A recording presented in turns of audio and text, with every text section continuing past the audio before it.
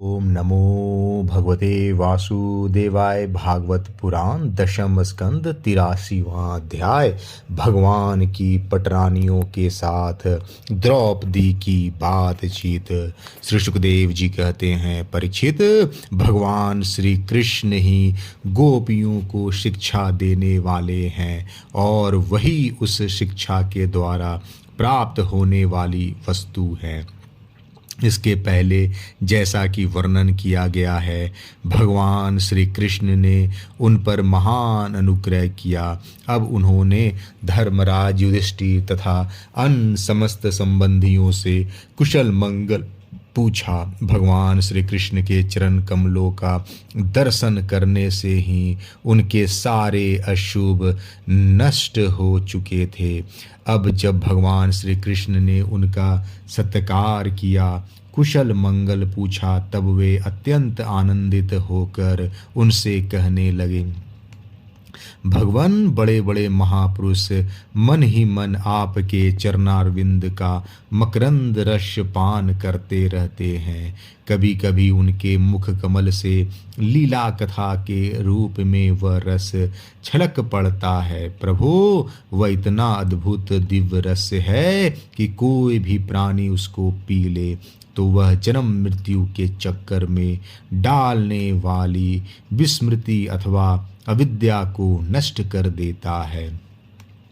उसी रस को जो लोग अपने कानों के दोनों में भर भर कर जी भर पीते हैं, उनके अमंगल की आशंका ही क्या है। भगवान, आप एक रस ज्ञान स्वरूप और अखंड आनंद के समुद्र है।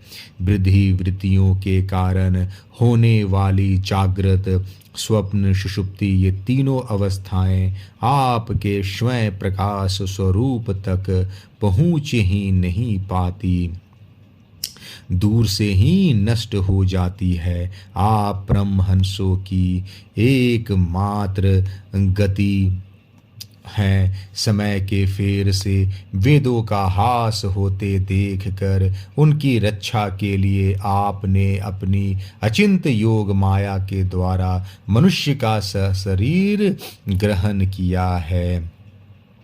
हम आपके चरणों में बार बार नमस्कार करते हैं। श्री सुखदेव जी कहते हैं, परीक्षित, जिस समय दूसरे लोग इस प्रकार भगवान श्री कृष्ण की स्तुति कर रहे थे, उसी समय यादव और कौरव कुल की स्त्रियां एकत्र होकर आपस में भगवान की त्रिभुवन विख्यात लीलाओं का वर्णन कर रही थीं।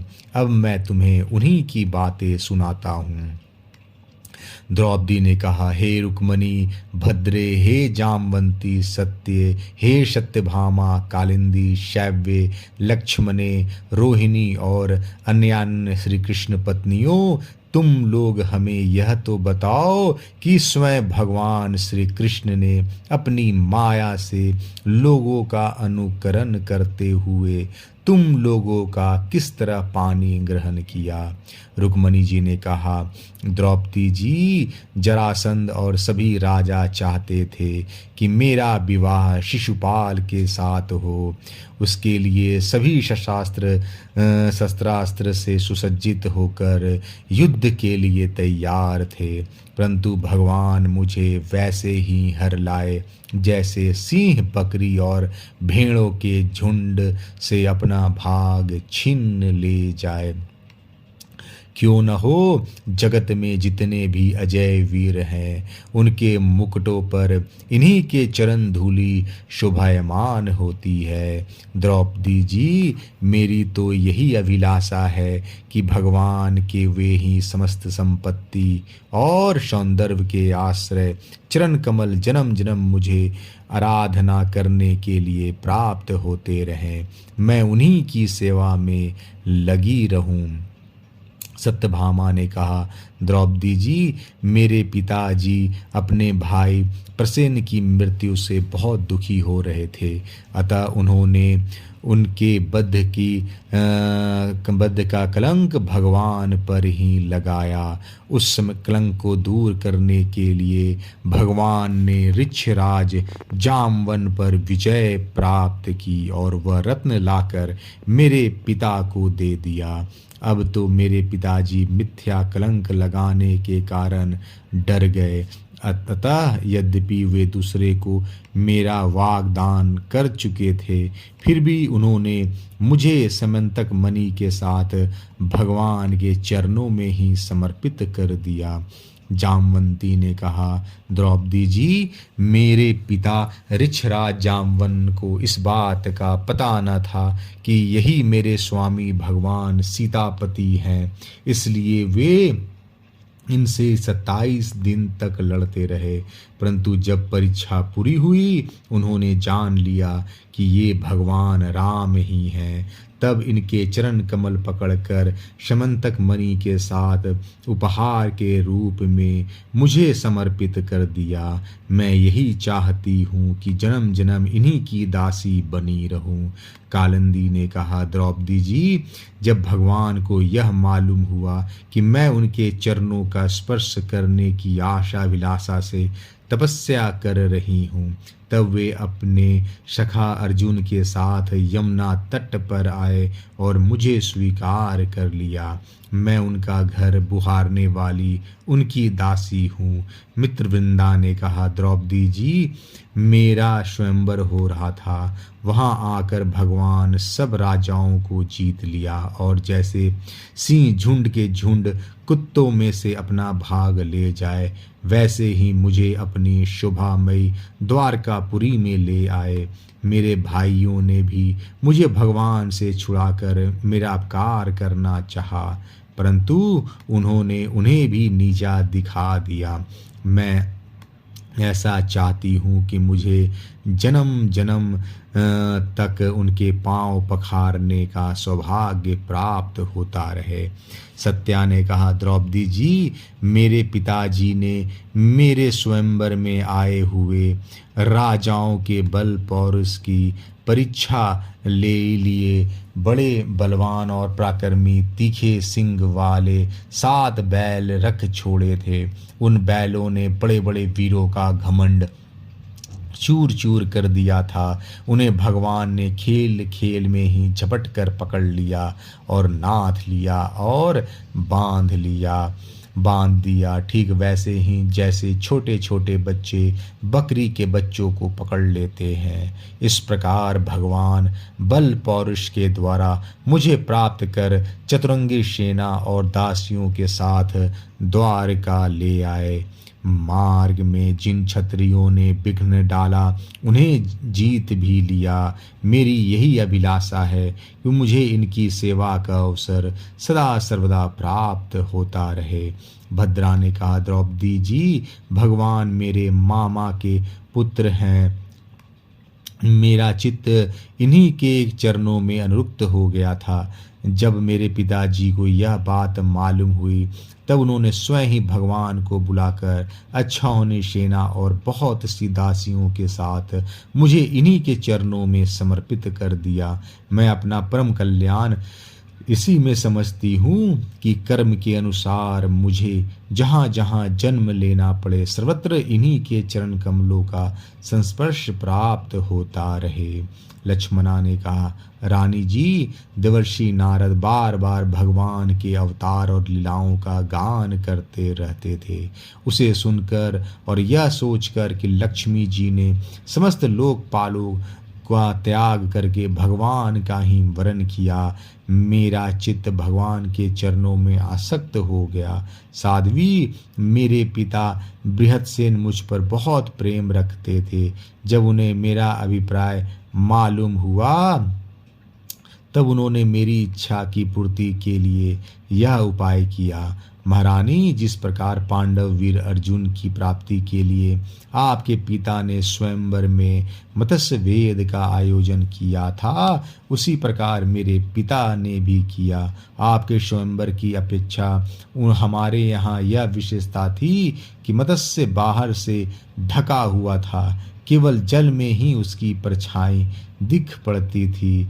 जब यह समाचार राजाओं को मिला तब सब ओर से समस्त अस्त्र शस्त्रों के तत्वज्ञ हजारों राजा अपने अपने गुरुओं के साथ मेरी पिताजी की राजधानी में आने लगे। मेरे पिताजी ने आए हुए सभी राजाओं का बल, पौरुष और अवस्था के अनुसार भली भांति स्वागत सत्कार किया। उन लोगों ने मुझे प्राप्त करने की इच्छा से स्वयंवर सभा में रखे हुए धनुष और बाण उठाए। उनमें से कितने ही राजा तो धनुष पर तांत भी ना चढ़ा सके। उन्होंने धनुष को ज्यों का त्यों रख दिया। कईयों ने धनुष की डोरी को एक सिरे से बांधकर दूसरे सिरे से बांध न सके, उसका झटका लगने से गिर पड़े। रानी जी, बड़े बड़े प्रसिद्ध वीर जैसे जरासंध, अम्बष्ट, नरेश, शिशुपाल, भीमसेन, दुर्योधन और कर्ण, इन लोगों ने धनुष पर डोरी तो चढ़ा ली, परंतु उन्हें मछली की स्थिति का पता न चला। पांडव वीर अर्जुन ने जल में उस मछली की परछाई देख ली और यह भी जान लिया कि वह कहाँ है। बड़ी सावधानी से उन्होंने बाण छोड़ा भी, परंतु उससे लक्ष्य भेद न हुआ। उनके बाण से केवल उसका स्पर्श मात्र किया। रानी जी, इस प्रकार बड़े बड़े अभिमानियों का मान मर्दन हो गया। अधिकांश नरपतियों ने मुझे पाने की लालसा एवं साथ ही साथ लक्ष्य भेद की चेष्टा भी छोड़ दी। तब भगवान धनुष उठाकर खेल खेल में अनायास ही उस पर डोरी चढ़ा दी। बाण साधा और जल में केवल एक बार मछली की परछाई देख कर बाण मारा और उसे नीचे गिरा दिया। उसी समय ठीक दोपहर हो रहा था। सर्वार्थ साधक अभिजीत नामक मुहूर्त बीत रहा था। देवी जी, उस समय पृथ्वी में जय जयकार होने लगा और आकाश में दुदुम्बियां बजने लगी। बड़े बड़े देवता आनंद विहल होकर पुष्पों की वर्षा करने लगे। रानी जी, उस समय मैंने रंगशाला में प्रवेश किया। मेरे पैरों के पायजेब रुंझुन रुंझुन बोल रहे थे। मैंने नए नए उत्तम रेशमी वस्त्र धारण कर रखे थे। मेरी चोटियों में मालाएं गुथी हुई थी और मुंह पर लज्जा मिश्रित मुस्कुराहट थी। मैं अपने हाथों में रत्नों का हार लिए हुए था। मैं अपने हाथों में रत्नों का हार लिए हुए थी, जो बीच बीच में लगे हुए सोने के कारण और भी दमक रहा था। रानी जी, उस समय मेरा मुखमंडल घनी घुंघराली अलकों से सुशोभित हो रहा था और कपोलों पर कुंडलों की आभा पड़ने से वह और भी दमक उठा था। मैंने एक बार अपना मुख उठाकर चंद्रमा की किरणों के समान सुशीतल हास्य रेखा और तिरछी चितवन से चारों ओर बैठे हुए राजाओं की ओर देखा। फिर धीरे से अपनी वरमाला भगवान के गले में डाल दी। या तो कह ही चुकी हूँ कि मेरा हृदय पहले ही भगवान के प्रति अनुरक्त था। मैंने ज्यों ही वरमाला पहनाई त्यों ही मृदंग, पखावज, शंख, ढोल, नगारे आदि बाजे बजने लगे। नट और नर्तकियां नाचने लगी, गवैया गाने लगे।